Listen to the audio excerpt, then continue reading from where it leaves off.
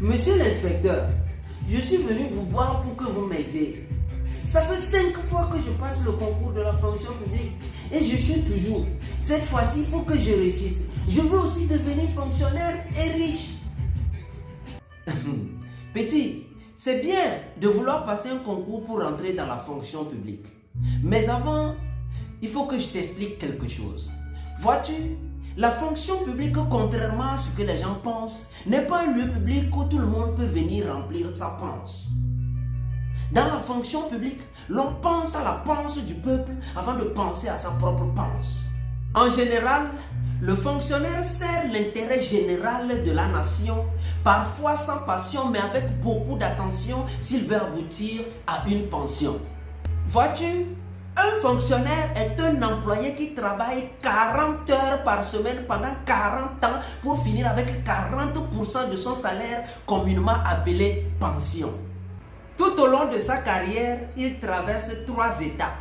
Il est d'abord maltraité, ensuite traité, puis retraité. Maltraité pendant 6 mois, 1 an, voire 2.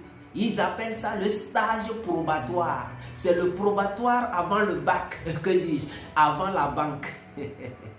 C'est un moment où le fonctionnaire sans salaire se retrouve en galère.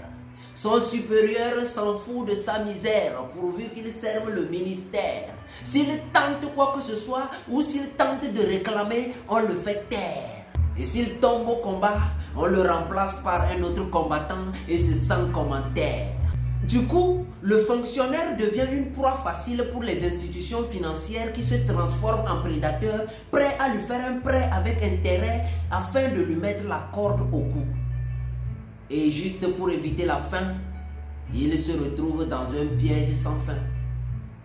Il finit par obtenir son salaire après avoir mangé l'air et noyade. À partir de cet instant, le fonctionnaire maltraité devient un fonctionnaire traité. C'est la 2e étape de sa carrière. Et dès que la fonction publique lui fait un rappel, la banque se rappelle et lui fait appel. Et cet appel qu'il pourra s'acheter une moto. Il a beaucoup d'argent sur papier, mais ne touchera jamais son salaire en entier. En bon Togolais, il doit habiter dans sa propre maison. Il se lance alors dans un prêt pour un terrain, parfois litigieux. Un paquet de ciment par mois pendant 20 ans, c'est le prix à payer pour espérer mourir dans sa propre maison à Palawa de Tikopé. Son bulletin de paye est bien couvert, mais il vit à découvert. Comme moi, il voudrait avoir beaucoup d'enfants, mais il sait qu'on n'élève pas un enfant avec 2000 francs par mois. Il sait que son enfant ne pourra pas faire l'université. Il n'a pas sa place dans la cité parce que papa n'a pas la capacité. L'université coûte la somme totale qu'il percevra pendant toute sa carrière. Il le sait. C'est dans ce tohu-bohu que s'il ne casse pas sa pipe avant, il atteint 55 ans, sinon 60 ans. Et là, il faut le retraiter. C'est la dernière étape de sa carrière. Après avoir été maltraité puis traité, le voilà retraité. À le voir, on dirait qu'il a été exploité. Et sans avoir fait attention, il chope une tension qui dévorera toute sa pension. Dans ces conditions, il finit par se pendre en contractant un prêt dans sa pension et meurt dans sa demeure à l'âge de sa tension. Au vu et au su de tout ceci, petit, j'aimerais te faire savoir que la fonction publique n'enrichit pas. Et pourtant, la queue est longue pour y accéder.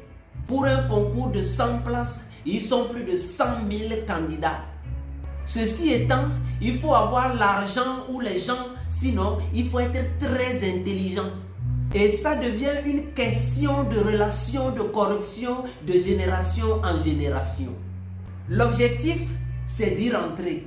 Une fois dedans, on se retrouve dans l'une des 4 catégories de fonctionnaires suivants. Les fonctionnaires fantômes, les fonctionnaires au garage, les fonctionnaires et les fonctionnaires missionnaires. Regardez-les travailler, chacun fait son petit métier. En attendant de t'expliquer en détail chaque catégorie de fonctionnaires, Appelle-moi inspecteur Martin le plus intelligent des cons. Il faut mettre des mots sur nos mots. Quand les mots de la vie créent des luges dans ma vie, dans les mots je me refuge.